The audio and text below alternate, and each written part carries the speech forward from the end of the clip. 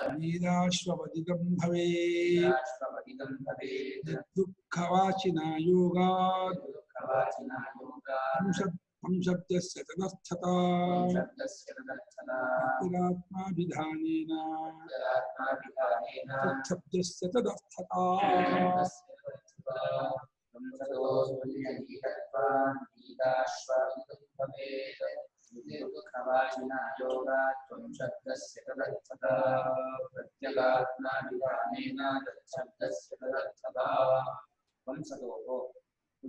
त्वं ಹೌದು ಸತ್ವ ದ್ವೇಷನ ಇದೆ ಅದು ದೂರ ಬಿಡಿದೆ ತ್ವಂ ಸತೋಹ ಒಂದೇ ಪದ ಆಗಬೇಕು ಹೇಳ್ಕೊಡು ತ್ವಂ ಸತೋಹ ಒಂದೇ ಪದ ಅದು ತ್ವಂಚ ಸತ್ಯ ತ್ವಂ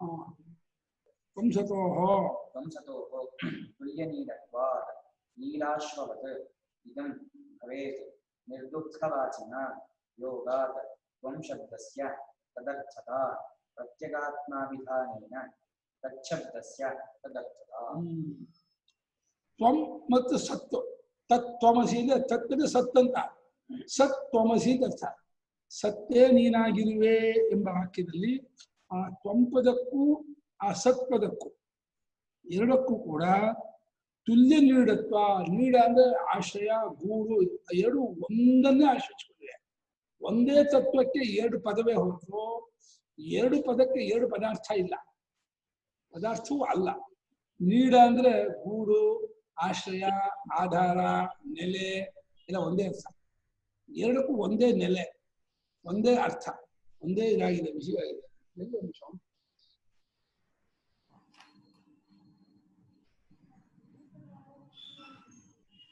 ಅವಾಗ ಏಕಾರ್ಥ ವರ್ತಿತ್ವ ಒಂದೇ ವೃತ್ತಿಯಲ್ಲಿ ವ್ಯಾಪಾರ ಒಂದೇ ಅರ್ಥದಲ್ಲಿ ವ್ಯಾಪಾರ ಉಳ್ಳದ್ದಾಗಿದೆ ಎರಡು ಪದಗಳು ಹಾಗಾಗಿ ಈ ವಾಕ್ಯ ಹೇಗಿದೆ ಅಂದ್ರೆ ನೀಲಾಶ್ವವತ್ ಈ ದೃಷ್ಟಾಂತದಲ್ಲಿ ವಿವಕ್ಷಿತಾಂಶ ಕಪ್ಪಾದ ಕುದುರೆ ಅಂದ್ರೆ ಎಲ್ಲಿ ಕಪ್ಪಿದೆಯೋ ಅಲ್ಲೇ ಕುದುರೆ ಇದೆ ಎಲ್ಲಿ ಕುದುರೆ ಇದೆಯೋ ಅಲ್ಲೇ ಕಪ್ಪಿದೆ ಕಪ್ಪೊಂದು ಜಾಗದಲ್ಲಿ ಕುದುರೆ ಒಂದು ಜಾಗದಲ್ಲಿ ಇಲ್ಲ ಎರಡು ಪದವು ಒಂದೇ ವಸ್ತುವನ್ನು ಆಶ್ರಯಿಸಿಕೊಂಡಿದೆ ಅನ್ನೋ ಅಷ್ಟೇ ಅಂಶದಲ್ಲಿ ದೃಷ್ಟಾಂತ ತಗೋಬೇಕೆ ಹೊರತು ಅಲ್ಲಿ ಗುಣಗುಣಿ ಭಾವ ಇದೆ ಆಮೇಲೆ ಕೆಂಪು ಕುದುರೆ ಕಪ್ಪು ಬಿಳಿ ಕುದುರೆ ಅಂತ ಹೇಳಿ ಈ ರೀತಿ ವ್ಯತಿರೇಕ ಇದೆ ಆ ರೀತಿಯ ಒಂದು ವಿಚಾರ ಮಾಡಬಾರ್ದು ಅಲ್ಲಿ ಎರಡು ಪದಗಳು ಒಂದೇ ವಸ್ತುವನ್ನು ಹೇಗೆ ಹೇಳುತ್ತದೆಯೋ ಅದೇ ರೀತಿ ತತ್ವಂ ಅಥವಾ ತತ್ ಸತ್ ಅಥವಾ ಸತ್ವಂ ಹಾಗಲ್ಲ ಹೇಳಿ ಸತ್ಯ ನೀನೊಂದು ನೀನೇ ಸತ್ವ ಒಂದು ಅದೇ ನೀನು ಅಂತಂದ್ರು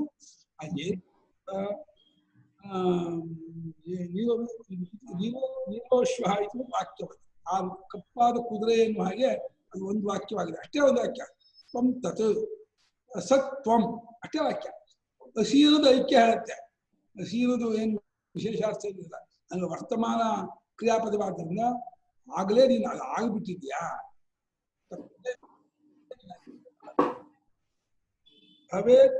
ಭವೇ ತ್ವಂ ಶಬ್ದಸ್ಯ ನಿರ್ದುಃಖವಾಚಿನ ತತ್ಪದೇನ ಯೋಗ ತದರ್ಥದ ತ್ವಂ ಶಬ್ದಕ್ಕೆ ಯಾವುದರನ್ನೇ ಯೋಗ ಅಂದ್ರೆ ಸಂಬಂಧ ಇನ್ನು ಯಾಕೆಂದ್ರೆ ನಿರ್ದುಃಖವೆಂಬ ಅರ್ಥವನ್ನು ಹೇಳುವಂತಹ ಬ್ರಹ್ಮದೊಡನೆ ಯೋಗ ಆಗಬೇಕು ಬ್ರಹ್ಮ ಶಬ್ದಕ್ಕೆ ದುಃಖವಲ್ಲದ್ದು ಅಂತ ಯಾರು ಲೋಕದಲ್ಲಿ ಬ್ರಹ್ಮವನ್ನು ದುಃಖಿ ಅಂತ ಅಂದ್ಕೊಂಡಿಲ್ಲ ಏನೇನು ಬ್ರಹ್ಮ ಏನ್ರಿ ಅಂತ ಲೋಕದಲ್ಲಿ ಅಂತಾರೆ ಬ್ರಹ್ಮ ಅಂದ್ಬಿಟ್ರೆ ದುಃಖ ಇಲ್ಲ ಕಷ್ಟ ಇಲ್ಲ ಅರ್ಥ ಇಲ್ಲ ಸರ್ವಜ್ಞ ಸರ್ವಶಕ್ತ ಅಂತ ಲೋಕದವರೇ ಬ್ರಹ್ಮ ಪದಕ್ಕೆ ಆ ಅರ್ಥ ಇಟ್ಕೊಂಡ್ಬಿಟ್ಟಿದ್ದಾರೆ ಹಾಗಾಗಿ ಅದು ಸಂಸಾರಿ ಅಲ್ಲ ದುಃಖಿ ಅಲ್ಲ ಸರ್ವಜ್ಞ ಸರ್ವಶಕ್ತ ಅಂತಿದೆಯಲ್ಲ ಅಷ್ಟನ್ನ ಮಾತ್ರ ತಗೋಬೇಕು ಮತ್ತೆ ಅದು ಪರೋಕ್ಷವಾಗಿದೆ ಅನಾತ್ಮವಾಗಿದೆ ಅದು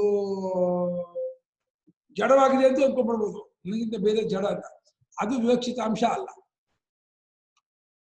ವಿವಕ್ಷಿತಾಂಶ ಏನು ವಿವಕ್ಷಿತಾಂಶ ಹೇಳ್ಬೇಕು ಅಂತ ಅಂದ್ಕೊಂಡ ಅಂಶ ಯಾವುದು ಅಂದ್ರೆ ಅಲ್ಲಿ ತ್ವಂ ಶಬ್ದಕ್ಕೆ ದುಃಖಿ ಅಲ್ಲದೆ ಇರತಕ್ಕದ್ದಾಗಿರುವ ವಸ್ತುವನ್ನು ಹೇಳುವಂತಹ ಬ್ರಹ್ಮಪದ ಇದೆಯಲ್ಲ ಅದು ತತ್ಪದ ಅದು ಅಸತ್ಪದ ಎಲ್ಲ ಒಂದೇ ಬ್ರಹ್ಮಪದ ಅಂದ್ರು ತತ್ಪದ ಅಂದ್ರು ಸತ್ ಅಂದ್ರು ಒಂದೇ ಅದರೊಡನೆ ಇದಕ್ಕೆ ಯೋಗನ ಸಂಬಂಧ ಈ ತ್ವಂಪದಕ್ಕೆ ಸಂಬಂಧ ಇರೋದ್ರಿಂದ ತದರ್ಥದ ತ್ವಂ ಶಬ್ದಕ್ಕೆ ನಾವೇನು ಅರ್ಥ ಮಾಡ್ಕೊಂಡಿದೀವಿ ನಾನು ಅಂತ ಗುರುಗಳು ನೀನು ಅಂತಂದ್ರೆ ನಾನು ಅಂತಂದ್ರೆ ನಾನು ಸಂಸಾರಿ ನಾನು ಪರಿಚ್ಛಿನ್ನ, ನಾನು ಕರ್ತಾ ಭೋಕ್ತಾ, ನಾನು ಜನ್ಮ ಮರಣಾದಿಗಳುಳ್ಳವನು ಅಂತ ಅಂದ್ಕೊಂಡಿದ್ದೀವಿ ಇದುವರೆಗೆ.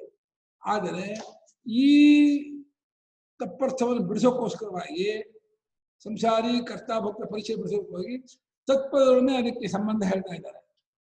ಅಸಂಸಾರಿಯಾಗಿರುವ ನೀನು, ನೀನಾಗಿರುವ ಬ್ರಹ್ಮ, ನೀನಾಗಿರುವ ಬ್ರಹ್ಮ ಅಂದ್ರೆ ಬ್ರಹ್ಮವನ್ನು ನಿನಗೆ ಹೇಳ್ಕೊಂಡ್ಬಂದ್ರು, ನಿನಗೆ ವಿಶ್ಲೇಷಣ ಮಾಡಿದ್ರು. ಅಂದ್ರೆ ಬ್ರಹ್ಮ ಅಂದ್ರೆ ಪರೋಕ್ಷ ಮಾಡ್ಕೋಬೇಡ, ಅನಾತ್ಮ ಮಾಡ್ಕೋಬೇಡ, ನಿನ್ನ ನಿಜ ಸ್ವರೂಪವೇ ಬ್ರಹ್ಮ.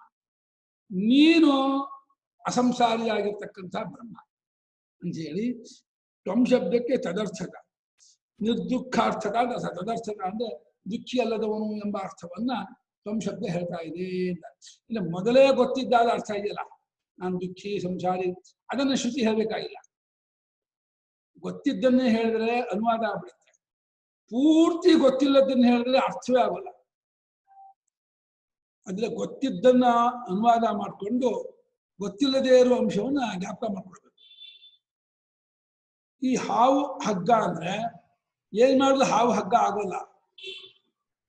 ಹಾವು ಬೇರೆ ಹಗ್ಗ ಬೇರೆ ಅಂತ. ಆದ್ರೆ ಈ ಹಾವು ಹಗ್ಗ ಅಂದ್ರೆ ಹಾವಾಗಿ ತೋರ್ತಾ ಇದೆ, ಅದು ಹಾವಲ್ಲ, ಹಾವನ್ನು ಬಾಧೆ ಮಾಡ್ಕೊಂಡು ಹಗ್ಗ ಅಂತ ತಿಳ್ಕೋಬೇಕು ಅನ್ನೋ ಹಾಗೆ ನೀನು ತತ್ತು, ನೀನು ಸತ್ತು ಅಂತಂದ್ರೆ ನೀನು ಇವಾಗ ನಿನ್ನನ್ನ ಸಂಸಾರಿ ಕರ್ತಾ ಭೋಕ್ತಾ ಅನ್ಕೊಂಡಿದೆಯಲ್ಲ, ಅದಲ್ಲ, ಅದು ನೀನಿಲ್ಲ, ನೀನು ತದರ್ಥವಾಗಿದ್ದೀಯಾ ಅಂತ.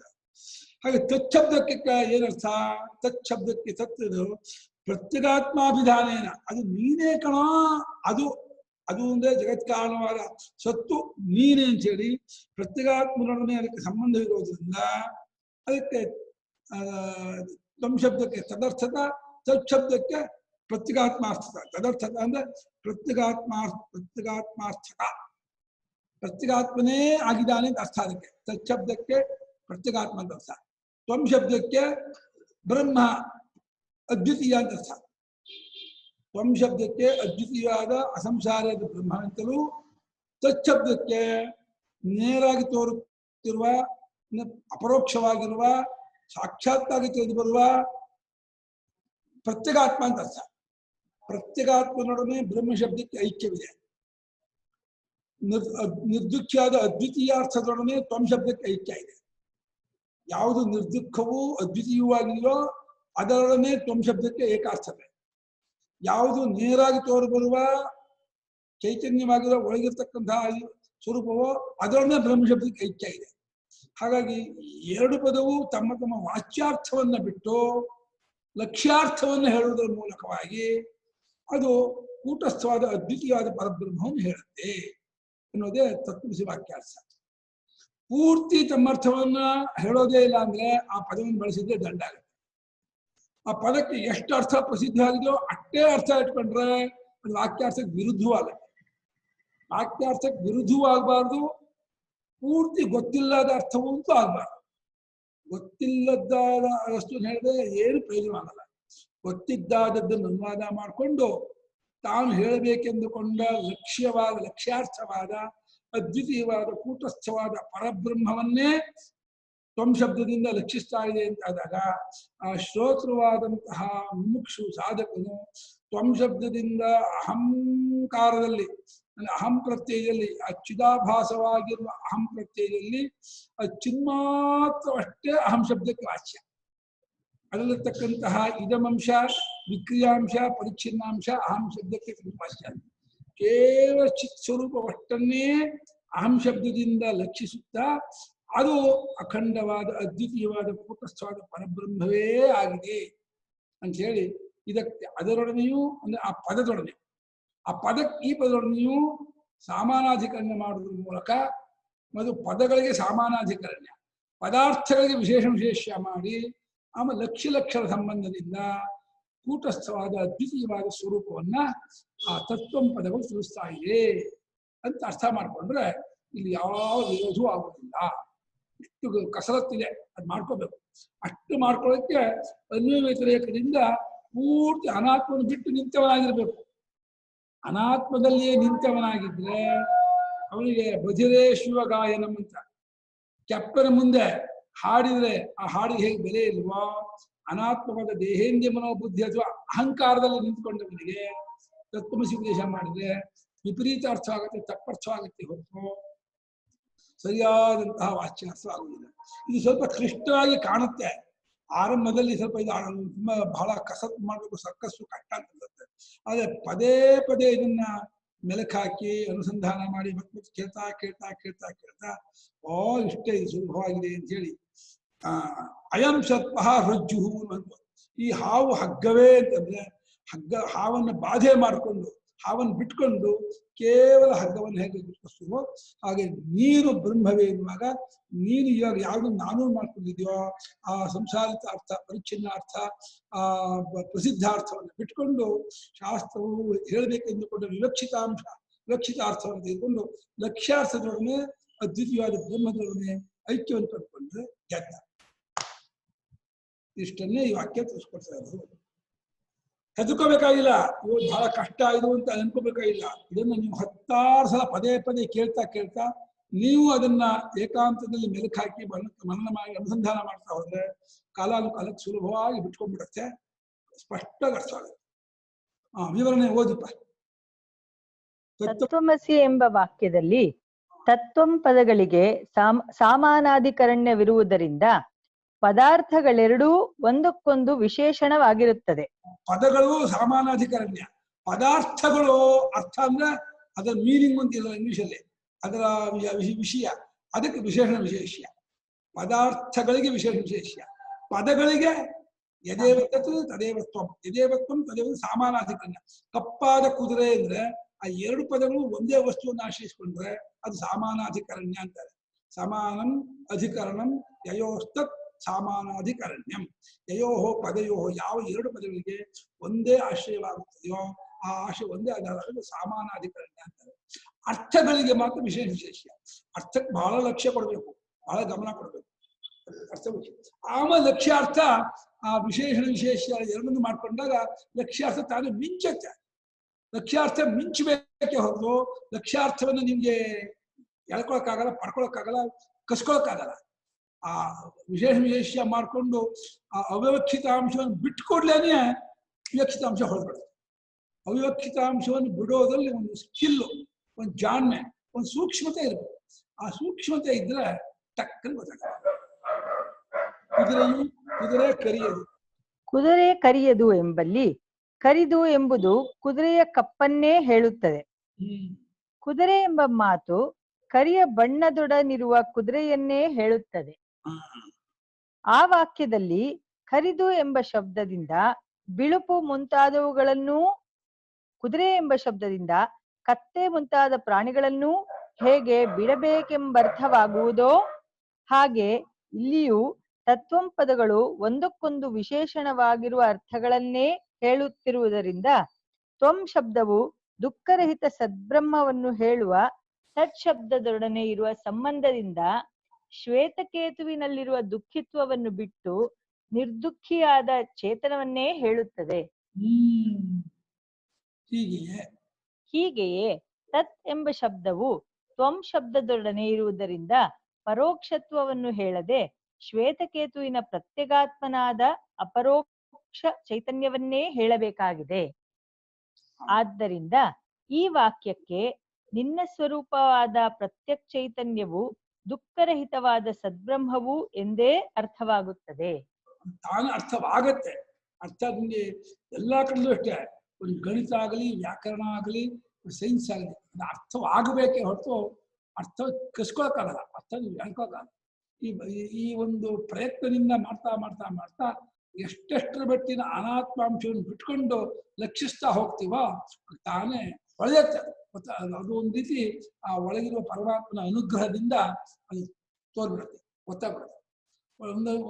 ಒಂದರ್ಥದಲ್ಲಿ ಅವನ ಅನುಗ್ರಹ ಬೇಕು ಅಂತಂದ್ರೆ ತಪ್ಪೇನಿಲ್ಲ. ಯಾಕಂದ್ರೆ ಅದು ಕರ್ತೃತಂತ್ರವಲ್ಲವಲ್ಲ, ವಸ್ತುತಂತ್ರವಾದ್ರಿಂದ ಇವನು ಎಷ್ಟು ಮಟ್ಟಿಗೆ ಬಿಟ್ಕೊಂಡ್ರು ಕೂಡ ಇನ್ನೂ ಗೊತ್ತಾಗ್ತಿಲ್ಲ ಅಂತಂದ್ರೆ ಅಲ್ಲಿ ಏನೋ ಒಂದು ಸಣ್ಣ ಪುಟ್ಟ ದೋಷ ಇದೆ ಅಂತ ಅರ್ಥ. ಆ ದೋಷವು ಕೆಲವೊಮ್ಮೆ ನಮಗೆ ನಮ್ಮ ದೋಷ ಗೊತ್ತಾಗಲ್ಲ, ಏನು ಅಂತ ಆಗ್ತಾ ಇದೆ, ಯಾಕೆ ಗೊತ್ತಾಗ್ತಿಲ್ಲ ನಮ್ಗೆ ಗೊತ್ತೇ ಆಗೋದಿಲ್ಲ. ಗೊತ್ತಾಗ್ತಿಲ್ಲ ಅಂದ್ರೆ ದೋಷವಿದ್ದೇನೆಯೇ ಗೊತ್ತಾಗ್ತಿಲ್ಲ ಅಂತ ಆಗುತ್ತೆ ಹೊರತು ದೋಷವೂ ಇಲ್ಲ ಗೊತ್ತಾಗ್ತಿಲ್ಲ ಅಂತ ಆಗೋದೇ ಇಲ್ಲ.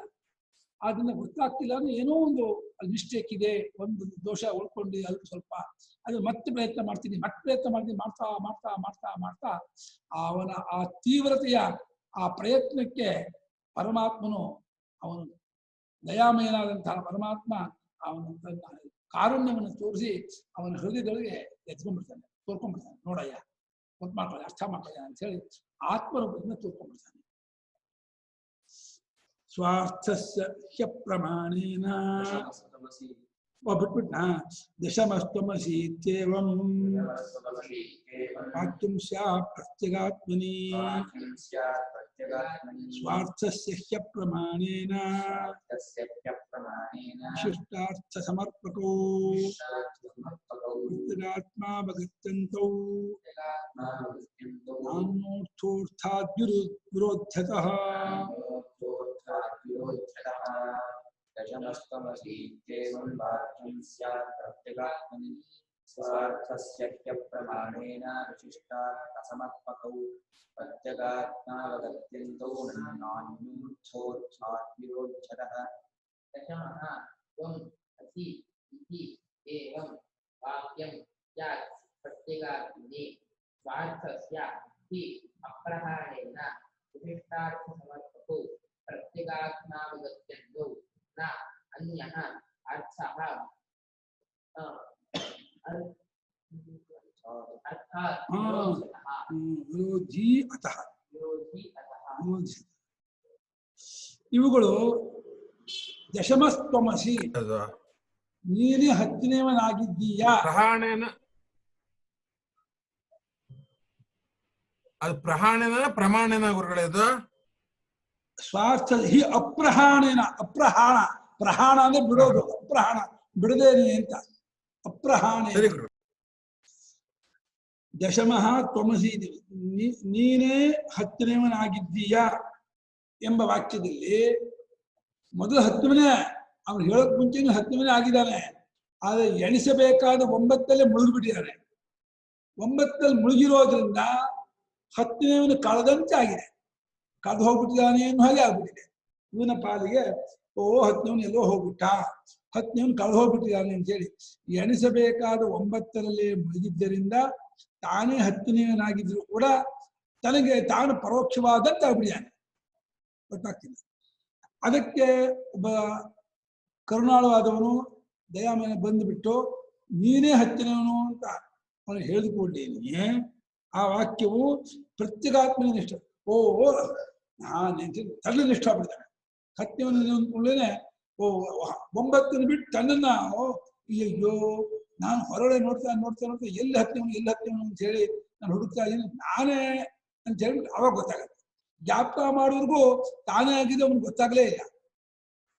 ಅದರಂತೆ ತತ್ವಂ ಶಬ್ದವು, ಹೀಗೆ ತತ್ವಂ ಶಬ್ದಗಳು ಎರಡೂ ಕೂಡ ತಮ್ಮ ತಮ್ಮ ಅರ್ಥವನ್ನು ಕೈ ಬಿಡದೆ, ಸ್ವಾರ್ಥಸ್ಯ ಅಪ್ರಹಾಣೇನ, ತಮ್ಮ ಅರ್ಥವನ್ನು ಪೂರ್ತಿ ಕೈ ಬಿಟ್ಟು ಬಿಟ್ರೆ ಆ ಪದವನ್ನು ಪ್ರಯೋಗ ಮಾಡಿದ್ರೆ ದಂಡ ಆಗ್ಬಿಡುತ್ತೆ. ಆಗ ಸುಮ್ಮನೆ ಡಿಚ್ಚಟ ವಿಥವು ಅಂತ ಹೇಳ್ಬೋದಾಗಿತ್ತು. ಡಿಚ್ಚಟ ವಿಠವು ತಮ್ಮ ಅದು ಹೊಂದಲ್ಲ. ಅದು ತಮ್ಮರ್ಥವೂ ಇದೆ, ತಮ್ಮರ್ಥವೂ ಇದೆ ಅಂದ್ರೆ ಲೋಕದಲ್ಲಿ ಆ ಪದಗಳಿಗೆ ಎಷ್ಟು ಅರ್ಥವಿದೆಯೋ ಅಷ್ಟರ್ಥವೇ ಇಟ್ಕೊಳ್ಳೋ ಹಾಗಿಲ್ಲ. ಆಮೇಲೆ ಆ ಪೂರ್ತಿ ವಾಚ್ಯಾರ್ಥವನ್ನು ತೊಗೊಳ್ಳೋ ಹಾಗಿಲ್ಲ. ಅದೇನಾಗಿದೆ ಅಂದ್ರೆ ನಾನು ಅನ್ನೋದ್ರಲ್ಲಿಯೇ ನಾವು ಅಂತೀವಲ್ಲ, ಅಲ್ಲೇ ಬೆರಿಕೆ ಇದೆ. ನಾನಲ್ಲದ್ದು ಸೇರಿ ನಾನಾಗ್ಬಿಟ್ಟಿದ್ದೀನಿ. ಹಾಗೆ ಅದಕ್ಕೆ ಬೋಧನೆ ಇವಾಗ. ತತ್ಪದದಲ್ಲಿ ಸಂಶಯವೇ ಇಲ್ಲ. ತತ್ಪದ ಸತ್ತು, ಜಗತ್ಕಾರಣ ಬ್ರಹ್ಮ. ಆದ್ರೆ ಅದು ತಾನಾಗಿದ್ದೀನಿ ಅನ್ನೋದು ಗೊತ್ತಿಲ್ಲ. ಅದರಿಂದ ತ್ವಂ ಶಬ್ದಕ್ಕೆ ಉಪದೇಶವೇ ಹೊರತು ತತ್ಪದಕ್ಕೆ ಉಪದೇಶ ಅಲ್ಲ. ತಿಳ್ಕೊಳ್ಳೋದು ತ್ವಂ ಪದವೇ. ಅದು ನಮ್ಗೆ ಹತ್ತಿರವಾಗಿರೋದು ಅದೇ ಬ್ರಹ್ಮವಾಗೋದು, ಇನ್ಯಾವುದೋ ಬ್ರಹ್ಮವಾಗಲ್ಲ. ಹಾಗಾಗಿ ತಮ್ಮ ತಮ್ಮ ಅರ್ಥವನ್ನು ಅಪ್ರಹಾಣೇನ ಕೈ ಬಿಡದೆ ಮಾಡ್ಕೊಳ್ತೀನಿ. ವಿಶಿಷ್ಟಾರ್ಥ ಸಮರ್ಪಕವೂ ಸಂತು. ವಿಶಿಷ್ಟವಾದ ಅಂದ್ರೆ ಒಂದು ಅಲೌಕಿಕವಾದ ಅರ್ಥ. ಕೇವಲ ಚಿನ್ಮಾತ್ರನು ಪ್ರತ್ಯಗಾತ್ಮನು ಅಂತ ಅಲೌಕಿಕ ಅರ್ಥ. ಅದ್ವಿತೀಯನು ಕೂಟಸ್ಥನು ಅನ್ನೋದು ಅಲೌಕಿಕ ಅರ್ಥ ಆ ಬ್ರಹ್ಮಪದಕ್ಕೆ. ಶಬ್ದಾರ್ಥ ಬ್ರಹ್ಮಪದಕ್ಕೆ ದೊಡ್ಡದು ಅಂತ ಅಷ್ಟೇ ಅರ್ಥ.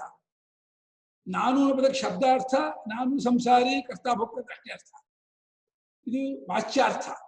ವಾಚ್ಯಾರ್ಥವನ್ನ ಅನುವಾದ ಮಾಡಿಕೊಂಡು ಅದನ್ನ ಇಟ್ಕೊಂಡು ಅಲ್ಲಿ ವಿವಕ್ಷಿತ ಅರ್ಥ ಹೇಳಬೇಕು ಅಂತ ಅಂದ್ಕೊಂಡ ಅರ್ಥ ಇದೆಯಲ್ಲ, ಆ ಹೇಳಬೇಕು ಅಂತ ಅಂದ್ಕೊಂಡ ಅರ್ಥವೇ ತನ್ಮಾರ್ಥ, ಆ ಪದದ ಅರ್ಥ. ಅದನ್ನು ಕೈ ಬಿಡದೇನೆ ಒಂದು ವಿಶಿಷ್ಟವಾಗಿರ್ತಕ್ಕಂತಹ ಅರ್ಥವನ್ನ ಸಮರ್ಪಕವು ನಮ್ಮ ಬುದ್ಧಿಗೆ ಕೊಡುವುದರ ಮೂಲಕ, ಆ ಎರಡು ಪದಗಳು ಸೇರಿ ತಮ್ಮ ಬುದ್ಧಿ ಕೊಡುವುದರ ಮೂಲಕ ಪ್ರತ್ಯಗಾತ್ಮಾವಗತ್ಯಂತೂ ಪ್ರತ್ಯಗಾತ್ಮನಲ್ಲಿ ಅವಗತಿ ಗೊತ್ತಾಗೋದು ಎಂಬುವರೆಗೂ ಹೋಗುತ್ತೆ. ಆ ಪದಗಳು ಅಲ್ಲಿರುವ ಅದನ್ನು ಮುಟ್ಟಿಸ್ಬಿಡುತ್ತೆ. ಆ ಎರಡು ಪದಗಳನ್ನ ಅನ್ವಯವ್ಯತಿರೇಕ ಮಾಡಿಕೊಂಡು ವಿಶೇಷ ಮಾಡಿಕೊಂಡು ಅವಿವಕ್ಷಿತ ಅರ್ಥವನ್ನು ಬಿಟ್ಕೊಂಡು ಲಕ್ಷ್ಯಾರ್ಥವನ್ನ ಮನನ ಮಾಡ್ತಾ ಮಾಡ್ತಾ ಮಾಡ್ತಾ ಆ ಎರಡು ಪದಗಳು ಪ್ರತ್ಯಗಾತ್ಮನವರೆಗೂ, ಪ್ರತ್ಯಗಾತ್ಮನ ಗೊತ್ತಾಗುವವರೆಗೂ ಕರ್ಕೊಂಡು ಹೋಗುವಂಥವುಗಳು. ಪ್ರತ್ಯಗಾತ್ಮ ಅವಗತಿ, ಅವಗತಿಯಿಂದ ಗೊತ್ತಾಗೋದು, ಪ್ರತ್ಯಗಾತ್ಮನ ಗೊತ್ತಾಗುವುದು ಎಂಬ ಅಂಕ ಅಲ್ಲಿವರೆಗೂ ಈ ಪದಗಳು ಹೋಗುಗಳಾಗಿವೆ. ಆದ್ರಿಂದ ಅರ್ಥ ವಿರೋಧಿ ಅನ್ಯ ಅರ್ಥ ನಭವತಿ. ಅಂದ್ರೆ ಈ ಅರ್ಥಕ್ಕಿಂತ ವಿರೋಧವಾದ ಅರ್ಥ ಇದೆಯಲ್ಲ, ಅದ್ಯಾವುದು ಈ ಪದಕ್ಕೆ ಅರ್ಥವಾಗಲ್ಲ.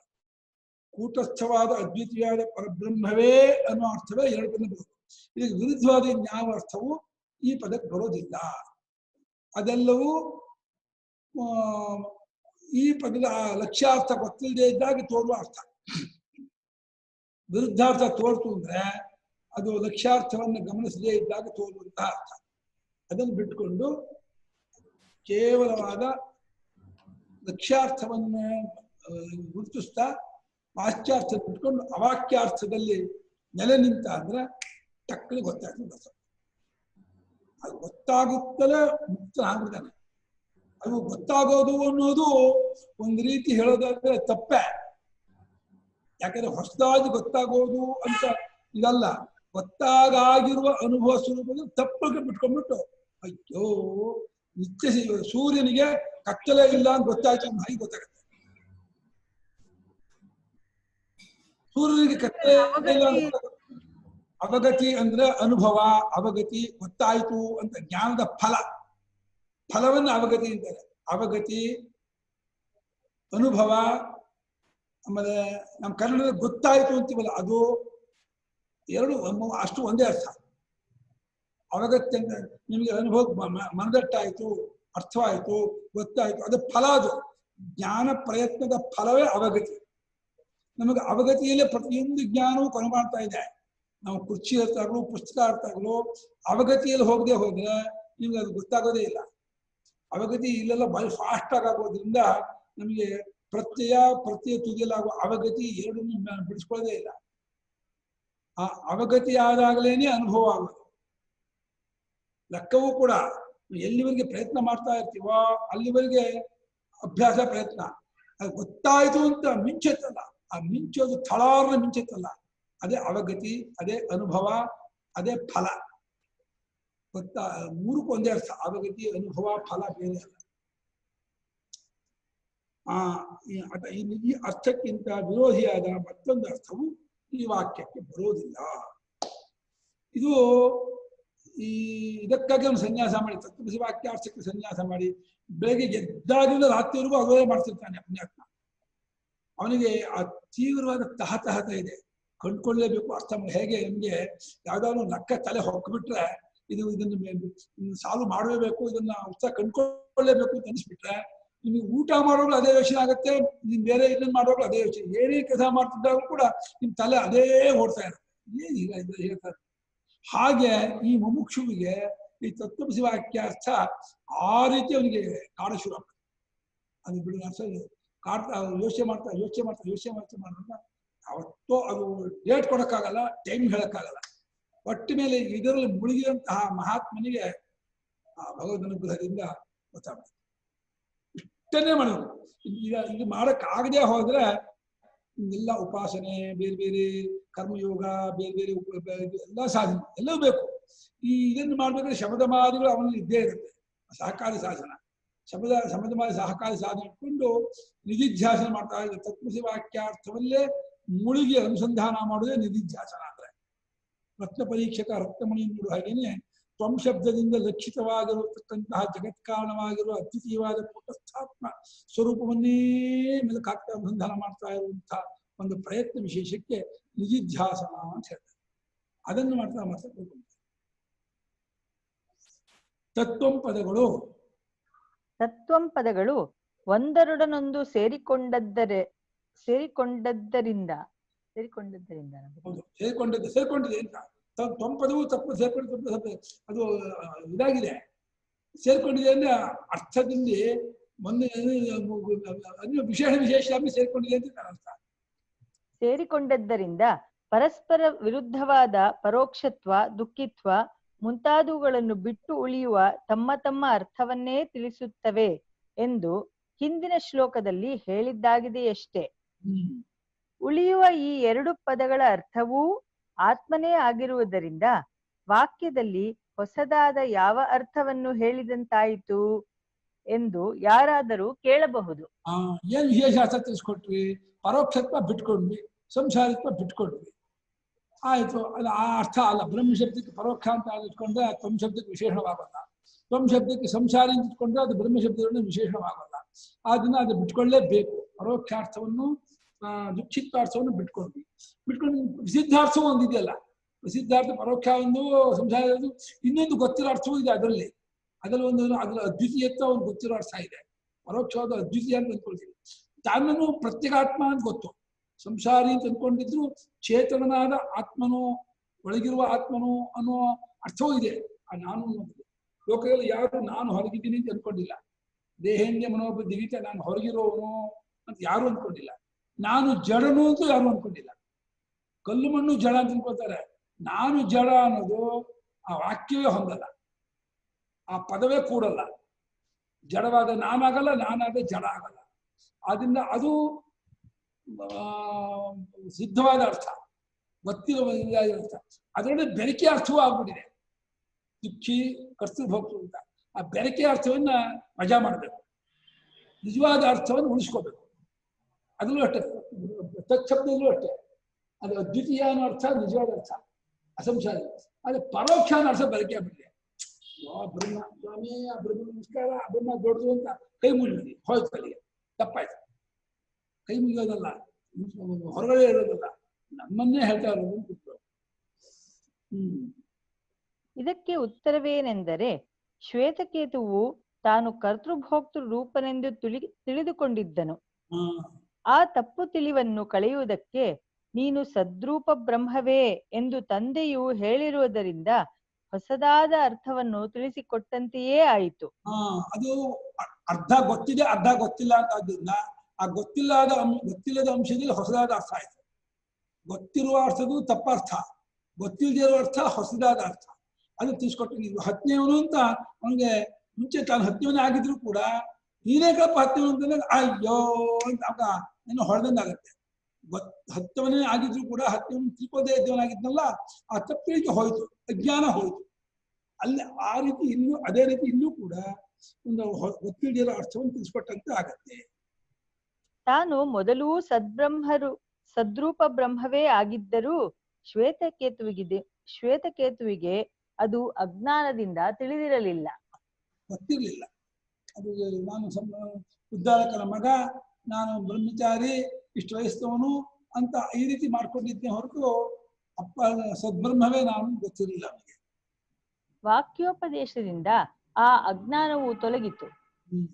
ಮೊದಲೇ ಇರುವುದನ್ನೇ ತಿಳಿಸಿದರೂ ಹೊಸ ಅರ್ಥದ ಉಪದೇಶವಾಗಿ ಸಪ್ರಯೋಜನವಾಗುವುದೆನ್ನುವುದಕ್ಕೆ ಹತ್ತನೆಯವನು ನೀನು ಎಂಬ ವಾಕ್ಯವು ದೃಷ್ಟಾಂತವು. ನದಿಯನ್ನು ದಾಟಿ ಎಲ್ಲರನ್ನೂ ಎಣಿಸಿಕೊಂಡ 10 ಜನ ಮಂಕರ ಕಥೆಯಲ್ಲಿ ಹತ್ತನೆಯವನು ಇಲ್ಲ, ಅವನು ಸತ್ತು ಹೋಗಿರಬೇಕು ಎಂದು ದುಃಖಿಸುತ್ತಿದ್ದವನಿಗೆ ನೀನೇ ಹತ್ತನೆಯವನು ಎಂದು ದಾರಿಹೊಕನು ತಿಳಿಸಿಕೊಟ್ಟಾಗ, ಇದುವರೆಗೂ ನನ್ನನ್ನು ಬಿಟ್ಟು ಮಿಕ್ಕ 9 ಜನರನ್ನು ಎಣಿಸುತ್ತಿದ್ದರಿಂದ ಹತ್ತನೆಯವನಿಲ್ಲವೆಂಬ ತಪ್ಪು ತಿಳುವಳಿಕೆಯುಂಟಾಗಿತ್ತು. ನಾನೇ ಅಲ್ಲವೇ ಹತ್ತನೆಯವನು ಎಂದು ಹೇಗೆ ಮನವರಿಕೆಯಾಗಿ ದುಃಖವು ಹೋಯಿತೋ, ಹಾಗೆಯೇ ನೀನು ಸದ್ರೂಪವಾದ ಬ್ರಹ್ಮವು ಎಂಬ ವಾಕ್ಯದಲ್ಲಿ ನೀನು ಎಂಬುದು ಪ್ರತ್ಯಗಾತ್ಮನನ್ನೂ ಸದ್ಬ್ರಹ್ಮವೆಂಬುದು ನಿರ್ದುಃಖಿಯಾದ ಚೈತನ್ಯವನ್ನೂ ಹೇಳುವ ಪದಗಳಾದ್ದರಿಂದ ಇವೆರಡರ ಸೇರುವಿಕೆಯಿಂದಾದ ವಾಕ್ಯವು ನಿರ್ದುಃಖ ಪ್ರತ್ಯಗಾತ್ಮ ಚೈತನ್ಯವನ್ನು ತಿಳಿಸುತ್ತದೆ. ಆದ್ದರಿಂದ ನಾನು ನಿರ್ದುಃಖನು ಎಂಬ ಅರಿವಾಗಿ ಅಜ್ಞಾನ ಕಲ್ಪಿತವಾಗಿದ್ದ ದುಃಖದ ನಿವೃತ್ತಿಯು ಫಲಿಸುತ್ತದೆ. ಅಷ್ಟೇ ದಶಮ ದೃಷ್ಟಾಂತದಷ್ಟೇ ಸುಲಭ ಅದು. ದಶಮ ದೃಷ್ಟಾಂತ ಅಯ್ಯೋ ಅಷ್ಟು ಈಸಿ ಹಾಗಾದ್ರೆ ನಾವು ಬ್ರಹ್ಮ ತಗೊಳ್ಳೋಕೆ ಅಂದ್ರೆ ನಿಜವಾಗೂ ಅಷ್ಟೇ ಸುಲಭ. ಆದ್ರೆ ಅಷ್ಟರ ಮಟ್ಟಿನ ಸಂಸ್ಕಾರ ಇರಬೇಕು ನಮಗೆ. ಏನಾಗಿದೆ ಅಂದ್ರೆ ನಮಗೆ ಅನೇಕ ಜನ್ಮದ ವಾಸನೆ ಅಂತ ಹೇಳ್ಬೋದು.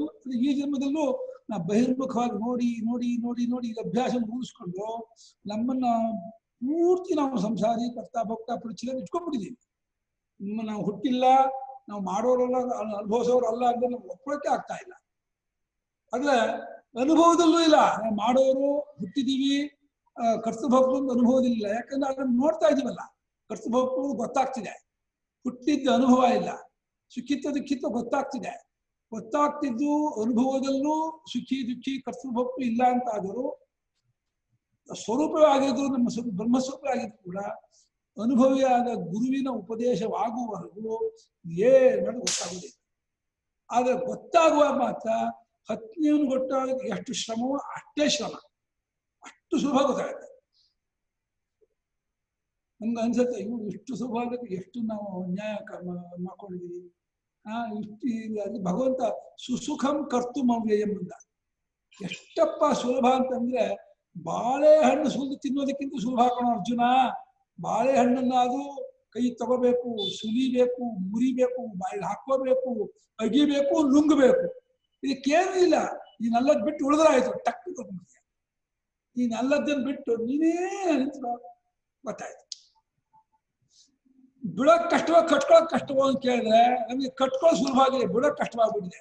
ಈ ಗ್ರಹಚಾರ, ಇದು ಅಭ್ಯಾಸ ಮಾಡಿ ಮಾಡಿ ಮಾಡಿ ಇದೇ ಸುಲಭ ಅಂತ ಇವನಿಗೆ ಕಂಡಕ್ಟರ್ಗೆ ಬಸ್ಸಲ್ಲಿ ಟಿಕೆಟ್ ಬರೆದು ಇದೆಲ್ಲ ಬರ್ದು ಅಭ್ಯಾಸ ಆಗ್ಬಿಟ್ಟು ಮನೆಗೆ ರಿಟೈರ್ಡ್ ಆದ್ಮೇಲೆ ಮನೆಗೆ ಬಂದು ನೆಂಟರು ಕಾಗದ ಬರೀಬೇಕು, ಮಗಳ ಮದುವೆಗೆ ಅಂದ್ರೆ ಕುಸ್ತಿ ಕೂತ್ಕೊಂಡು ಕಾಗದನೇ ಬರೆಯೋಕ್ಕಾಗ್ತಿಲ್ಲ.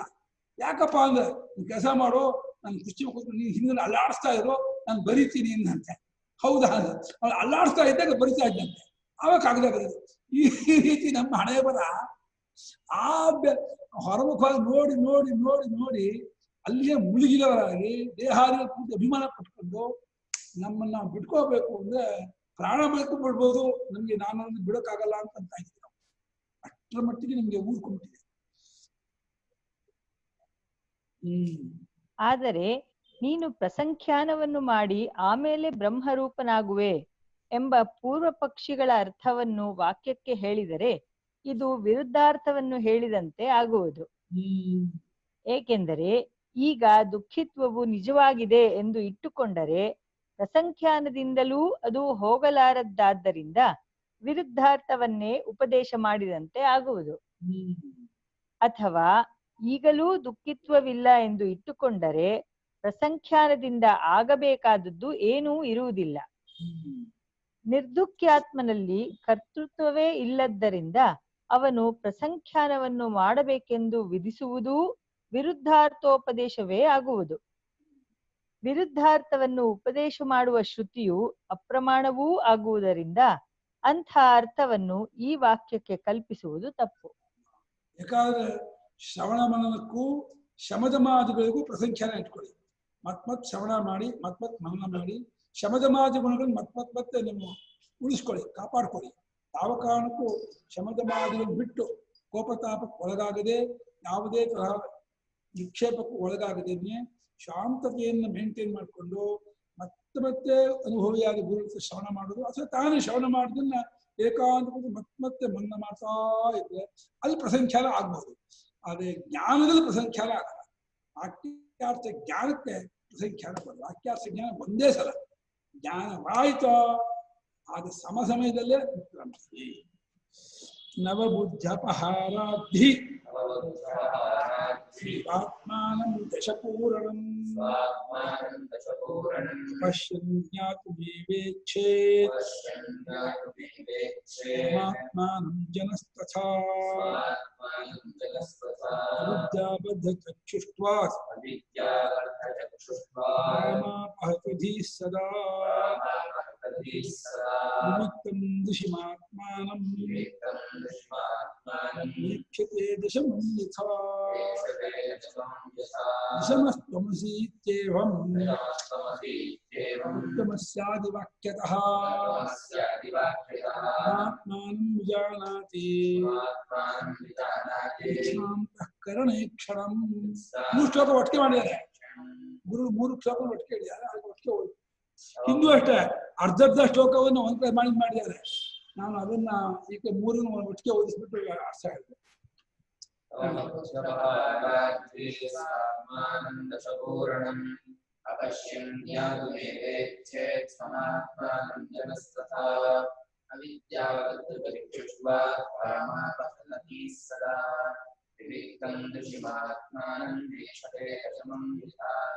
दशमस्त्वमसि इत्येवं तत्त्वमस्यादिवाक्यतः आत्मानं विजानाति स्नान्तः करणे क्षणम् नवबुद्ध्यपहारार्थी हि स्वम् आत्मानं स्वात्मानं च पूर्णम् अपश्यन् ज्ञातुम् एव इच्छेत् स्वम् आत्मानं जनः तथा अविद्याबद्धचक्षुष्पात् कामापहततीति तदा विविक्तं दिशिम् आत्मानं न ईक्षते दशमं यथा दशमः त्वम् असि इति एवं तत्त्वमसि इत्यादि वाक्यतः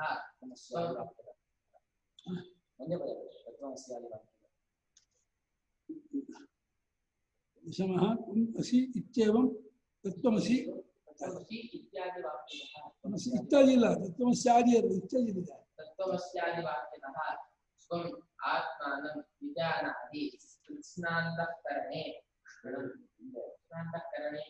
ಸ್ವಾಮಿಗಳು ಇತ್ಯಾದಿ ತತ್ವಮಸಿ ಇತ್ಯಾದಿ ವಾಕ್ಯ ಮಾಡ್ಕೊಂಡಿದ್ದಾರೆ. ಗೊತ್ತಾಗಲಿ ಅಂತ. ಇಲ್ಲಿ ಜನರು ಎಷ್ಟೋ 9 ಏನು ಜನರು 9 ಜನರು 9 ಮುಳುಗ್ಬಿಟ್ಟಿದ್ದಾರೆ. ಅಷ್ಟಲ್ಲೇ ನೋಡಿ ಅದು ಬಿಟ್ಟು ಬರ್ತಾನೆ ಇಲ್ಲ. ಅವನ ಬುದ್ಧಿ ಅಲ್ಲೇ ಎಣಿಸಬೇಕಾದ 9ರಲ್ಲೇ ಮುಳುಗಿದೆ. 9 ಬಿಟ್ಟು ಬಂದಿದ್ರೆ 10 ಸಿಕ್ತಿದ್ದ. 9 ಮುಳುಗಿಸ್ಬಿಟ್ಟ ತನ್ನ ಬುದ್ಧಿನ. ಈ ಕಡೆ ನಡೆಸಿದ್ರೆ 9, ಈ ಕಡೆ ನಡೆಸಿದ್ರೆ ಹೇಗೆ ನಡೆಸಿದ್ರೆ 9 ಆಗ್ತಾ ಇದೆ. ಜನರು ಎಷ್ಟು 9 ಜನ ಅಂತ ಇದ್ದಾನೆ. ಹಾಗಾಗಿ 9 ಜನರು ಎಂಬ ಬುದ್ಧಿಯಿಂದ ತನ್ನ ಬುದ್ಧಿ ಅಪಹಾರವಾಯಿತು. ಅಪಹಾರ ಅಂದ್ರೆ ಕದಿಯಲ್ಪಟ್ಟಿತು ಅಂತ. ಅಪಹಾರ ಅಂದ್ರೆ ಕದಿಯೋದು. ನಿನ್ನ ಬುದ್ಧಿನ ಕದ್ದವ್ರು ಯಾರು ಅಂದ್ರೆ 9 ಜನರು. 9 ಜನರು ಅನ್ನುವ ತಿಳುವಳಿಕೆ ಜ್ಞಾನ ಅಂತ. 9 ಜನರು ಎಂಬ ತಿಳುವಳಿಕೆ ಜ್ಞಾನ ನಿನ್ನ ಬುದ್ಧಿನ ಕದ್ದು ಬಿಟ್ಟಿದೆ.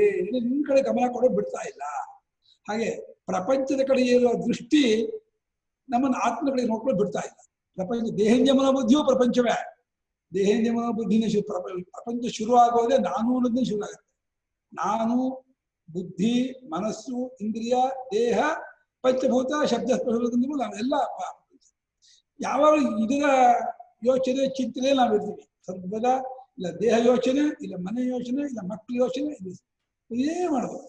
ಇವಾಗ ಕುಡಿಬೇಕು, ಇವಾಗ ತಿನ್ಬೇಕು, ಇವಾಗ ಮಲಬೇಕು, ಇವಾಗ ಸ್ನಾನ ಮಾಡಬೇಕು, ಇವಾಗ ಹಲ್ಲುಜ್ಬೇಕು, ಇವಾಗ ಇನ್ನೊಂದು ಮಾಡಬೇಕು, ಇವಾಗ ತಿಕ್ಕೋದು, ತೊಳೆಯೋದು, ತಿನ್ನೋದು, ಕುಡಿಯೋದು, ಮಲಗೋದು ಇಷ್ಟು ಬಿಟ್ಟು ಇನ್ನೇನು ದೇವೋಪಚಾರ ಬಿಟ್ಟು ದೇಹೋಪಚಾರ ಮಾಡ್ತಾ ಕೂತಿದ್ದೀವಿ.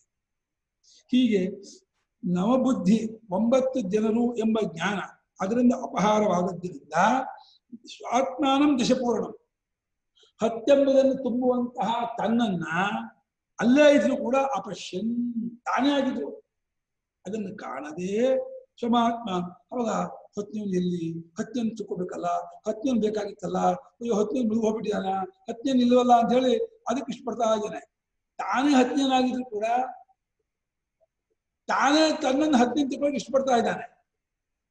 ನೋಡಿ ಹೆಂಗಿದೆ ಅಂದ್ರೆ ಇಷ್ಟಪಡೋದೇ ತಪ್ಪು. ಯಾವ್ದನ್ನ ಇಷ್ಟಪಡ್ಬೇಕೋ ತನಗಿಂತ ಬೇರೆ ಯಾವ್ದನ್ನ ಪಡೆಯೋಕೆ ಇಷ್ಟಪಡ್ಬೇಕು. ಇಷ್ಟಪಡೋಕ್ ಮುಂಚೆನೆ ಸಿಕ್ಕಾಗಿರೋನು, ಆಗಾಗಿರೋನು, ಇಲ್ಲೇ ಇದ್ಬಿಟ್ಟಿರೋನು, ಅಲ್ಲಿ ಇದಾನೆ ಗೊತ್ತಿಲ್ಲ, ಸಿಕ್ಕಿದಾನೆ ಗೊತ್ತಿಲ್ಲ, ತಿಳುವಳಿಕೆ ಇಲ್ಲ. ಹಾಗಾಗಿ ಅದನ್ನು ತಿಳ್ಕೊಳಕ್ ಇಷ್ಟಪಡ್ತಾ ಇದ್ದಾನೆ. ಹೇಗೋ ಹಾಗೆ ನಾವು ಪರಮಾತ್ಮಕ್ಕೆ ಇಷ್ಟಪಡ್ತಾ ಇದ್ದೀವಿ ಅಂತ ಇದ್ದಾರೆ. ನೀವು ಇಷ್ಟಪಡ್ತಾ ಇರೋದು ತಪ್ಪು ಅಂತ ಇದ್ದಾರೆ. ನೀವೇ ಆಗ್ಬಿಟ್ಟು ಇವಾಗ ನಮ್ಮ ಪರಮಾತ್ಮ ತಿಳ್ಕೊಬೇಕಲ್ಲ, ಬ್ರಹ್ಮ ತಿಳ್ಕೊಬೇಕಲ್ಲ ಅಂತ ಹೇಳಿ ಅಂತಿದ್ದೀರಲ್ಲ, ಹತ್ತನೇವನು ಹತ್ತನೇ ತಿಳ್ಕೋಬೇಕು ಅಂತ ಇಷ್ಟಪಟ್ಟಂಗೆನೆಯೇ ನಾವು ನಮ್ಮ ಬ್ರಹ್ಮಂತ ಸ್ವಲ್ಪ ತಿಳ್ಕೋಬೇಕು ಅಂತ ಇಷ್ಟಪಡ್ತಾರೆ. ಅಷ್ಟೇ ಅವಿವೇಕ, ಅಷ್ಟೇ ತಪ್ಪು ಅಂತ ಇದ್ದಾರೆ. ಹಾಗೆಯೇ ಅವಿದ್ಯಾ ಬದ್ಧ ಚಕ್ಷುಷ್ವ, ಹೇಗೆ ಈ ಕಣ್ಣಿಗೆ ಬಟ್ಟೆ ಕಟ್ಟಿದ್ರೆ ಹೇಗೆ ರೂಪ ಕಾಣಲ್ವೋ, ನಮ್ಮ ಬುದ್ಧಿ ಎಂಬ ಕಣ್ಣಿಗೆ ಅವಿದ್ಯಾ ಅನ್ನುವಂತ ಬಟ್ಟೆ ಕಟ್ಕೊಂಡ್ಬಿಟ್ಟಿದೆ. ಅವಿದ್ಯೆ ಎಂಬ ಬಟ್ಟೆಯಿಂದ ಕಟ್ಟಲ್ಪಟ್ಟ ದೃಷ್ಟಿ ಉಳ್ಳವರು. ಆದ್ದರಿಂದ ಅಷ್ಟೇ ಅಲ್ಲ, ಆ ದೃಷ್ಟಿ ಬಂದದಿಂದಲೇ ಕಾಮದಿಂದ ಅಪಹಾರಗೊಂಡ ಬುದ್ಧಿಯುಳ್ಳವನಾದ, ಅಪಹಾರನ ಕೈಯಲ್ಪಟ್ಟ. ಯಾವಾಗ ನಿಮ್ಮ ಬುದ್ಧಿ ಎಂಬ ಅರಿವಿನ ಸಾಧನಕ್ಕೆ ಅವಿದ್ಯಾ ಎಂಬ ಬಟ್ಟೆಯನ್ನು ಕಟ್ಕೊಂಡ್ಬಿಟ್ವೋ, ಅದು ಅವಿದ್ಯಾ ಬಟ್ಟೆ ಸುಮ್ಮನೆ ಬಿಡೋದು. ಅದು ಅವಿದ್ಯಾ ಬಟ್ಟೆ ಕಟ್ಕೊಂಡ್ಬಿಟ್ಟೇನೆ ಪ್ರಪಂಚ ನೋಡು, ಹೊರಗಡೆ ನೋಡು, ಅಲ್ಲಿ ನೋಡು ಅಂತ ಹೇಳಿ ಹೊರಮುಖವಾಗಿ ಮಾಡ್ಬಿಡ್ತಾರೆ.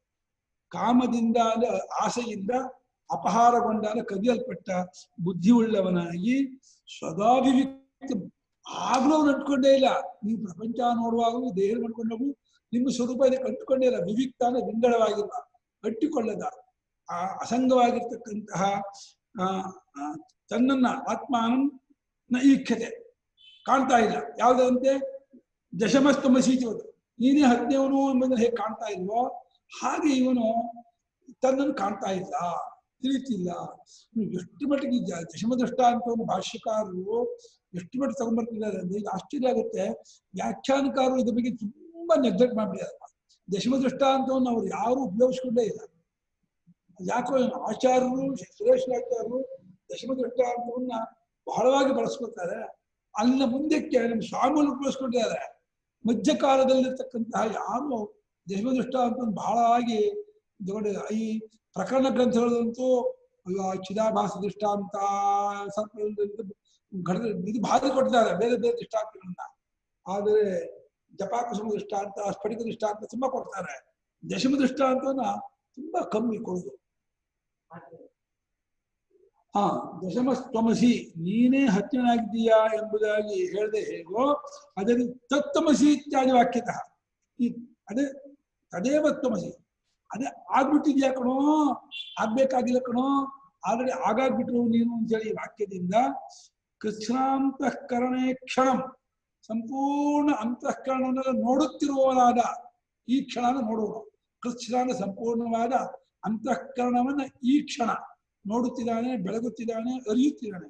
ಆ ಅರಿಯುತ್ತಿರುವಂತಹ ಸ್ವಂ ಆತ್ಮಾನಂ ವಿಜಾನಾತಿ. ಯಾವಾಗ ತತ್ವಮಸಿ ವಾಕ್ಯದಿಂದ ತತ್ವಮಸಿ ವಾಕ್ಯ ತಿಳ್ಕೊಂಡ್ಬಿಡ್ತಾನೆ. ಓ ಈ ಅಂತಃಕರಣಕ್ಕೂ ಸಾಕ್ಷಿಯಾಗಿ, ಸರ್ವಪ್ರತ್ಯಕ್ಕೂ ಸಾಕ್ಷಿಯಾಗಿ, ಸರ್ವಾತೀತನಾಗಿ, ವಿಲಕ್ಷಣನಾಗಿ, ನಾನೇ ನಾನಾಗಿರ್ತಕ್ಕಂತಹ ಅತ್ಯುತ್ತವಾದ ಕೂಟಸ್ಥವಾದ ಪರಬ್ರಹ್ಮವೇ ಹೌದು ಅಂತ ಹೇಳಿ ಆ ಶ್ರುತಿ ವಾಕ್ಯಗಳಲ್ಲಿ ಸಂವಾದ ಮಾಡ್ತಾನೆ. ಕರೆಕ್ಟಾಗಿ ಹೇಳ್ತಾ ಇದೆ ಶ್ರುತಿ. ಶ್ರುತಿ ಹೇಳಿದಾಗ ಅನುಭವ ಇದೆ, ಅನುಭವ ಇದ್ದದ್ರಲ್ಲಿ ಶ್ರುತಿ ಹೇಳ್ತಾ ಇದೆ ಅಂತ ಹೇಳಿ ಆ ಶ್ರುತಿ ವಾಕ್ಯಕ್ಕೂ ತನ್ನ ಅನುಭವಕ್ಕೂ ಸಂವಾದ ಆಗ್ತದೆ. ಅವಾಗಲೇ ಗೊತ್ತಾಗ್ತದೆ ಶ್ರುತಿ ವಾಕ್ಯ ಪಾಲು ಶ್ರುತಿ ವಾಕ್ಯ ಇದೆ, ನಮ್ಮ ಅನುಭವ ಮಾತ್ರ ಬೇರೆ ರೀತಿ ಇದೆ ಅಂದ್ರೆ ಗೊತ್ತಾಗಿಲ್ಲ ಅಂತ ಅರ್ಥ.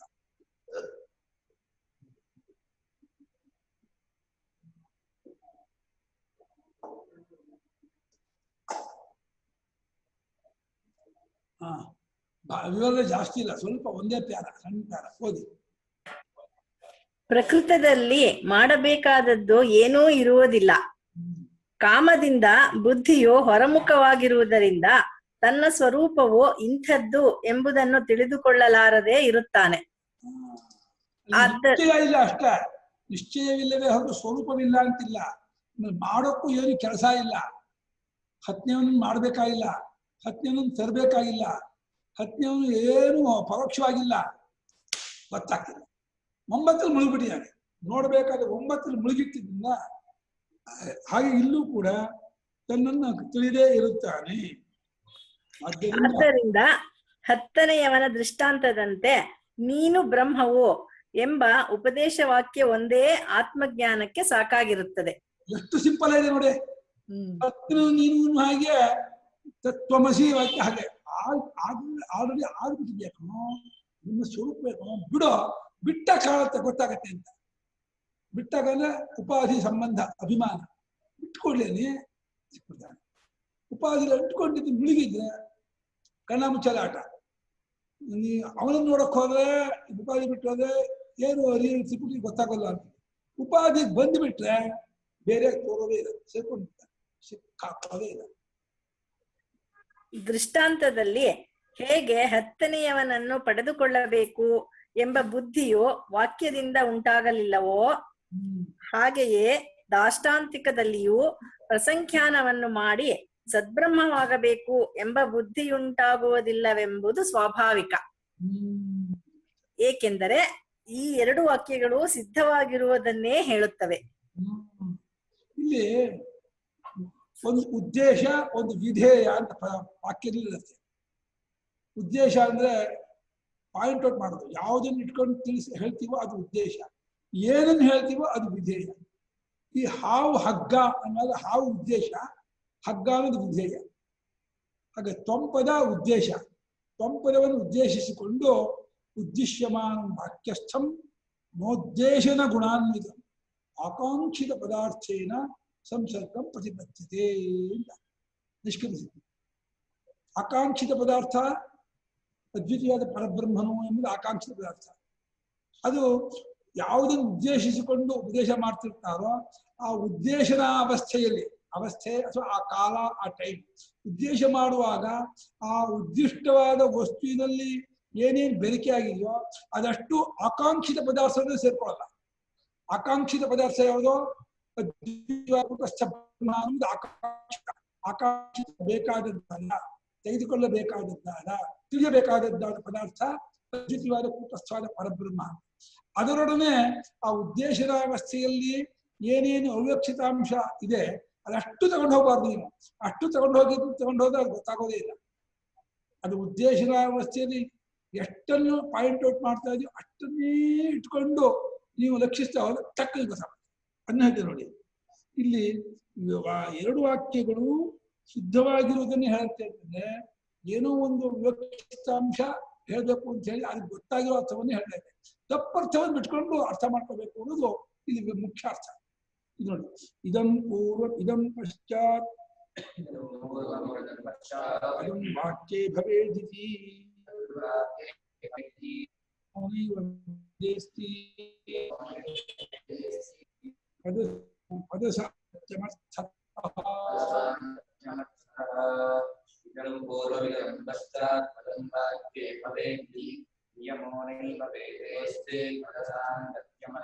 ಇದಂ ಪೂರ್ವಂ ಇದಂ ಪಶ್ಚಾತ್ ಪದಂ ವಾಕ್ಯೆ ಭವೇತ್ ಇತಿ ನಿಯಮಃ ನ ಏವ ವೇದೆ ಅಸ್ತಿ ಪದಸಾಂಗತ್ಯಂ ಅರ್ಥತಃ. ವೇದದಲ್ಲಿ ಇದು ಮೊದಲು, ಇದು ಆಮೇಲೆ ನಿಯಮ ಮಾಡಬಲ್ಲ. ಇವಾಗ ತತ್ವಮಸಿ ಅಂತ ಹೇಳ್ಬೇಕಾಗಿತ್ತು, ತ್ವಂ ತದಸಿ ಅಂತ ಹೇಳ್ಬೇಕಾಗಿತ್ತು. ಇವಾಗ ಉದ್ದೇಶ ಯಾರಿಗೆ? ತ್ವಮ್ಮಿಗೆ. ಅದ್ರ ಮುಂಚೆ ಹೇಳ್ಬೇಕಾಗಿತ್ತಲ್ಲ. ಈ ಹಾವು ಹಗ್ಗ ಹಾಗೆ ತ್ವಂ ತದಸಿ ಅಂತ ಹೇಳ್ಬೇಕಾಗಿತ್ತು. ಯಾಕೆ ತತ್ವಮಸಿ ಅಂತ ಹೇಳ್ತು? ತಪ್ಪಾಯ್ತಲ್ಲ ಹೇಳಿದ್ದು, ಹಾಗೆ ಹೇಳ್ಬಾರ್ದಾಗಿತ್ತಲ್ಲ. ಆ ಹಸಿನ ಪದ ತ್ವಮ್ಮಿಗ್ತಾನೆ, ತತ್ತಿಗಾದ್ರೆ ತತ್ವದಸ್ತಿ ಆಗತ್ತೆ. ತತ್ತು ಥರ್ಡ್ ಪರ್ಸನ್, ಅವಾಗ ಹಸಿ ಆಗಲ್ಲ, ಅಸ್ಥಿ ಆಗತ್ತೆ. ತತ್ವದಸ್ತಿ, ತತ್ವಂ ಅಸ್ತಿ, ತತ್ವಂ ಅಸ್ತಿ ಅಂತ ಹೇಳ್ಬೇಕಾಗಿತ್ತು. ಯಾಕೆ ಶ್ರುತಿ ನೀವು ಹೇಳುವ ಹಾಗೆ ನಿಮಗೆ ತ್ವಂಪದ ಉದ್ದೇಶವಾಗಿದ್ರೆ ಅದನ್ನ ಇಟ್ಕೊಂಡು ಹೇಳ್ತಾ ಇದೆ ಅಂತಂದ್ರೆ ಕೇಳಿಸ್ತಾ ಇಲ್ವಾ? ಕೇಳಿಸ್ತಿಲ್ವಾ? ಕೇಳಿಸ್ತಾ ಇಲ್ಲ ಅಂತ ಇದ್ದಾರಮ್ಮ. ಕೇಳ್ತಾ ಇದೆ ಗುರುಗಳ ಚೆನ್ನಾಗಿ. ಲಕ್ಷ್ಮಿ ಕೇಳಿಸ್ತಾ ಇಲ್ಲ ಅಂತ ಇದ್ದಾರೆ, ಹೇಗಂತ ಇದ್ದಾರೆ. ಯಾಕೆ ಏನಾಯ್ತು? ಲಾಗಿನ್ ಲಾಗೌಟ್ ಲಾಗಿನ್ ಆಗಿಮ್ಮ. ಕೇಳಿಸ್ತಾ? ಲಾಗೌಟ್ ಲಾಗಿನ್ ಆಗ್ಲಿ ಸರ್ ಅವರು. ನಂದು ನೆಟ್ ಅಲ್ಲೇ ಏನೋ ಪ್ರಾಬ್ಲಮ್ ಇರ್ಬೋದು ಅಷ್ಟೇ ಗುರು. ಹೌದಾ? ಹಾಗಾಗಿ ಕೇಳಿಸ್ತಾ ಇದೆ. ಯಾವುದನ್ನು ಉದ್ದೇಶ ಮಾಡಿ ಹೇಳ್ಬೇಕು ಅದು ಮುಂಚೆ ಬರ್ಬೇಕಲ್ವೇ? ಈ ಹಾವು ಹಗ್ಗ ಅಂತ ಹೇಳ್ಬೇಕು. ಹಗ್ಗ ಹಾವು ಅಂತ ಯಾರು ಉಪದೇಶ ಮಾಡಲ್ಲ. ಹಾಗೆ ಉಪದೇಶ ಮಾಡ್ತಾ ಇರೋದು ಯಾರಿಗೆ? ನೀನು ಅನ್ನೋದಕ್ಕೆ. ಅದು ಮುಂಚೆ ಬರ್ಬೇಕು. ತ್ವಂ ತದಸಿ, ಅವ್ರು ಹಸಿ ಹೊಂದತ್ತೆ. ಯಾಕೆ ಶ್ರುತಿ ಹೀಗೆ ಹೇಳ್ತು ಅಂತ ಆಕ್ಷೇಪಣೆ ಮಾಡಿದ್ರೆ ಅದಕ್ಕೆ ಉತ್ತರ ಕೊಡ್ತಾ ಇದ್ದಾರೆ. ವೇದದಲ್ಲಿ ಈ ನಿಯಮ ಇಲ್ಲ. ಯಾವುದು ಇದು ಮುಂಚೆ ಇರಬೇಕು, ಇದು ಆಮೇಲೆ ಆಗ್ಬೇಕು, ಇದು ಹೀಗೆ ಬರ್ಬೇಕು. ಶ್ಲೋಕದಲ್ಲೂ ವೇದದಲ್ಲೂ ಕೂಡ ನೀವು ಅನ್ವಯ ಮಾಡ್ಕೊಂಡು ಅರ್ಥ ಮಾಡ್ಕೋಬೇಕೇ ಹೊತ್ತು ಅನ್ವಯ ಮಾಡ್ಕೊಂಡು ವೇದ ಹೇಳಲ್ಲ. ಹೌದಾ? ತಸ್ಯೈಷ ಏವ ಶಾರೀರ ಆತ್ಮ ಯಃ ಪೂರ್ವಸ್ಯ ವಾಕ್ಯ ಇದೆ. ಅಲ್ಲಿ ಯಃ ಪೂರ್ವಸ್ಯ ಮುಂಚೆ ತಗೋಬೇಕು. ತಸ್ಯ ಪೂರ್ವಸ್ಯ ಏಷಃ ಆತ್ಮ ಅಂತ ಎರಡು ವಾಕ್ಯ ಸೇರಿ ಒಂದು ಅನ್ವಯ ಮಾಡಿದ್ದಾರೆ. ಯಾಕೆ ಹಾಗೆ ಹೇಳ್ಬೇಕಾಯ್ತು? ತಸ್ಯ ಪೂರ್ವಸ್ಯ ಏಷ ಆತ್ಮ ಯಃ ಪೂರ್ವ ಹೀಗೆ ಹೇಳ್ಬೇಕಾಯ್ತಲ್ಲ ಅಂತ. ನಿನ್ ಮಾತ್ರ ವೇದ ಸ್ವತಂತ್ರ, ತಾನು ಹೇಳಬೇಕಾದ ವಿಷಯ ತಾನು ಇಷ್ಟಪಟ್ಟು ಹೇಳುತ್ತೆ. ನೀನು ಅದನ್ನ ಅರ್ಥ ಮಾಡ್ಕೋಬೇಕೇ ಹೊರತು ವೇದಕ್ಕೆ ನೀನು ಈ ರೀತಿ ಹೇಳ್ಬೇಕಾಯ್ತು ಹೀಗೆ ಹೇಳ್ಬೇಕಾಯ್ತು ಅಂತ ಹೇಳಿ ಕಮೆಂಡ್ ಮಾಡೋಕ್ಕೆ ರೂಲ್ ಮಾಡೋಕ್ಕೆ ನಾವು ಯಾವಾಗ ಹೇಳಿದ್ರೆ ಅರ್ಥ ಮಾಡ್ಕೊಳ್ಳೋಕೆ ಪ್ರಯತ್ನ ಪಡಬೇಕೆ ಹೊರತು ಯಾಕೆ ಹೀಗೆ ಹೇಳ್ತೀವಿ ಮಾಡ್ಬೋದು. ಹಾಗೆ ತತ್ವಮಸಿ ಹೇಳಿದೆ, ಅಲ್ಲಿ ತ್ವಮ್ಮ ಉದ್ದೇಶವೇ ಹೊರತು ತತ್ ಉದ್ದೇಶ ಅಲ್ಲ, ತತ್ ವಿಧೇಯ. ತತ್ ವಿಧೇಯ ಅದು ತತ್ ಶಬ್ದಾರ್ಥವನ್ನೇ ತ್ವಂ ಶಬ್ದಕ್ಕೆ ಮಾಡ್ಕೋಬೇಕು. ತ್ವಂ ಶಬ್ದದಲ್ಲಿರ್ತಕ್ಕಂಥ ಪರಿಚ್ಛಿನ್ನ ಅರ್ಥ ಸಂಸಾರ ಇಟ್ಕೊಂಡು ತತ್ ಶಬ್ದಾರ್ಥವಾದ ಅದ್ವಿತೀಯ ಕೂಟಸ್ಥ ತಗೋಬೇಕು. ಅದರಿಂದ ವೇದದಲ್ಲಿ ವೇದೇ ವಾಕ್ಯ ವೇದವಾಕ್ಯ ಅಲ್ಲ.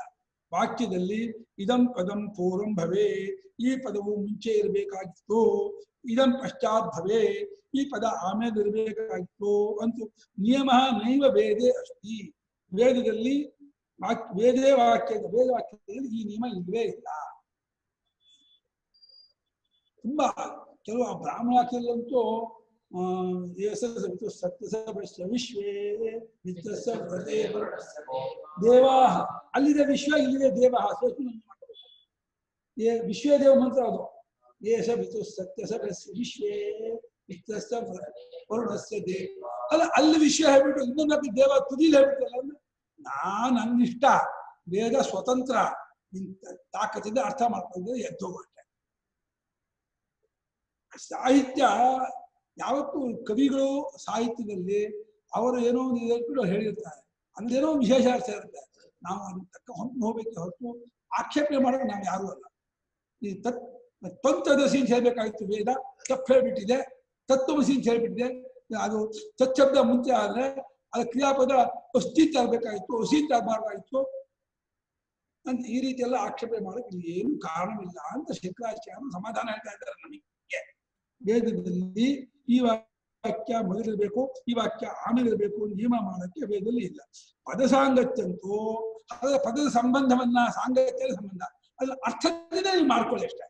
ಅರ್ಥ ಮಾಡ್ಕೊಂಡ್ಬಿಟ್ಟು ಸಾಂಗತ್ಯವನ್ನ, ಸಂಬಂಧವನ್ನ ನೀವು ಹೊಂದಿಸ್ಕೊಳ್ಳಿ, ಕೂಡಿಸ್ಕೊಳ್ಳಿ, ಅರ್ಥ ಮಾಡ್ಕೊಳ್ಳಿ. ಹಾಗೆ ಮಾಡ್ಕೊಂಡು ಅರ್ಥ ಮಾಡ್ಕೊಳ್ಳಿ ಅಷ್ಟೇ ಹೊರತು ಇದನ್ನ ಆಕ್ಷೇಪಣೆ ಮಾಡೋಕೆ ಏನೂ ಇಲ್ಲ ಅಂತ. ಅಂದ್ರೆ ಕೆಲವು ಜನರು ಹೀಗೂ ಆಕ್ಷೇಪ ಮಾಡೋರು ಇರ್ತಾರೆ ಅಂತ ಇಟ್ಕೊಂಡು ಭಾಷೆಕಾರರು ಉತ್ಸಾಹ ಕೊಡ್ತಾ ಇದ್ದಾರೆ. ವಿವರಣೆ ಓದಿಮ್ಮ.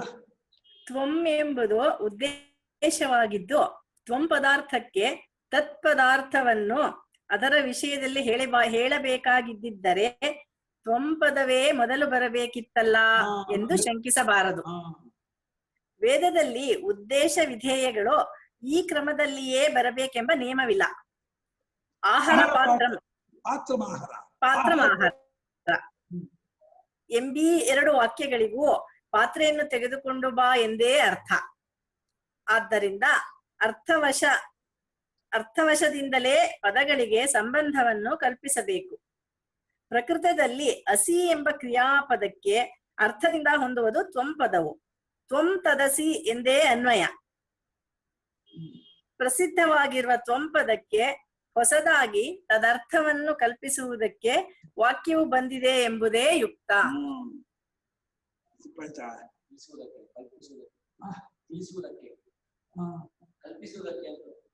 ಕಲ್ಪಿಸುವುದಕ್ಕೆ ತಿಳಿಸುವುದಕ್ಕೆ ಹೊಸದಾಗಿ ತದರ್ಥವನ್ನು ತಿಳಿಸುವುದಕ್ಕೆ ವಾಕ್ಯವು ಬಂದಿದೆ ಎಂಬುದು ಅರ್ಥ. ಇದರಲ್ಲಿ ಛಾಂದೋಗ್ಯೋಪನಿಷತ್ತಲ್ಲಿ ಯತತಃ ಪರೋ ದಿವೋ ಜ್ಯೋತಿರ್ದೀಪ್ಯತೆ ಅಂತ ವಾಕ್ಯ ಇದೆ. ದಿವಃ ಪರಃ ಜ್ಯೋತಿರ್ದೀಪ್ಯತೆ ಅಂತ. ಆಮೇಲೆ ತೃತೀಯಸ್ಯ ಮಿತೋ ದಿವಿ ಅಂತ ಒಂದು ವಾಕ್ಯವೂ ಇದೆ. ದಿವಹ ಅಂದ್ರೆ ಪಂಚಮಿ, ದಿಲೋಕದಿಂದ ಆಚೆಗೆ ಅಂತ ಅರ್ಥ ಆಗುತ್ತೆ. ಇನ್ನೊಂದು ದಿವಿ ಅನ್ನೋದು ಅಧಿಕರಣ, ದಿಲೋಕದಲ್ಲಿ ಆಗುತ್ತೆ.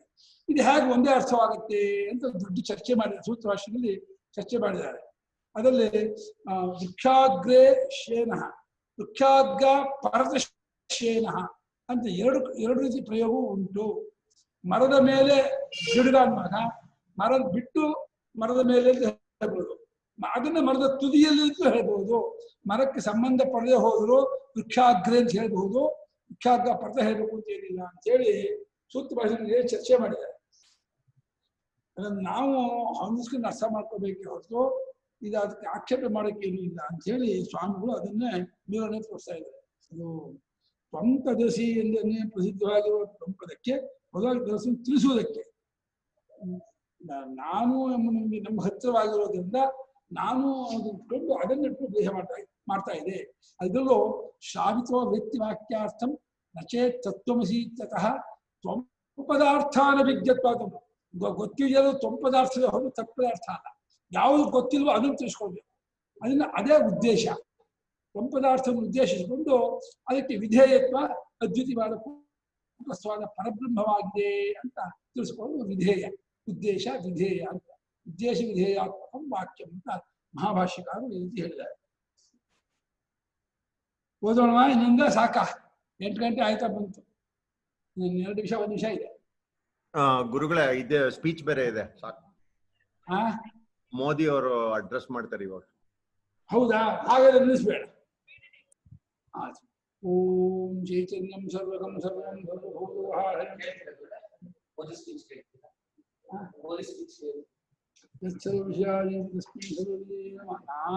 ಯಾವ